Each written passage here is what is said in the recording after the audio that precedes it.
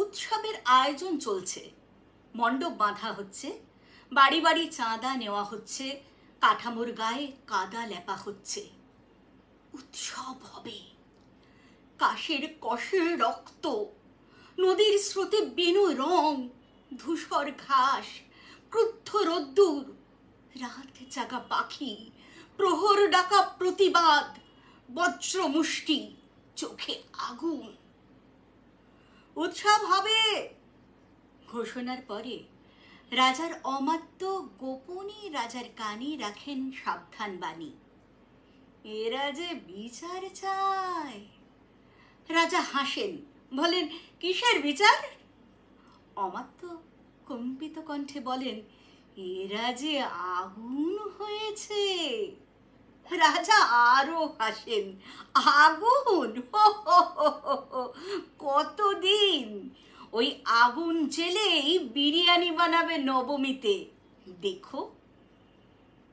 রাজার বুদ্ধির প্রশংসা করে অমাত্য পৌঁছে যান নতুন পোশাক কেনার জন্য।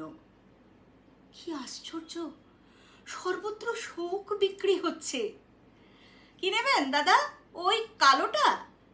ওইটার নাম নির্ভয়া। ও ও ওই বাঁদিকেরটা? ওইটা তিলোত্তমার মায়ের অশ্রু। নিয়ে যান না, এই উৎসবে এবার এটাই ট্রেন্ড। ও ওইটা পছন্দ? ওই দিকের কোণেরটা? ওইটা তিলোত্তমা। না না, দাম বেশি নয়, কেবল বিচারটুকু পেলেই। অমান্ত সন্ত্রস্ত, পালান। যেখানেই যান বিকট পচা গন্ধ, লাশের গন্ধ, দুঃখের গন্ধ, শোকের গন্ধ।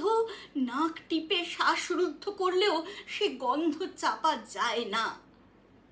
ব্যবসায়ী পিছন থেকে ডেকেই চলেন, কোনটা নেবেন? আরে বলুন না। রাজা হাসেন, তবুও উৎসব হবে, বুঝলে? আর কটা দিন মাত্র।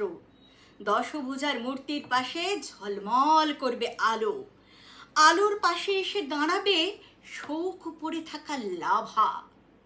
রাজা হাসবে, লাভা বাড়বে। তারপর একদিন গহ্বর থেকে উৎসারিত হয়ে গড়িয়ে পড়বে সারা পৃথিবীতে। তখন কোথায় রাজা আর কোথায় ধর্ষক? সব পুড়ে খাক হয়ে যাবে। মেহের আলী এত বোকা, একটু ভয় পায় না। শুধুই সকলকে ধরে ধরে বলে যায়, জানো না, বোধনের পরে বিসর্জন হয়। মেহের আলী রাজাকেও বলে, জানো না, উৎসবের আয়োজন চলছে। জানো না,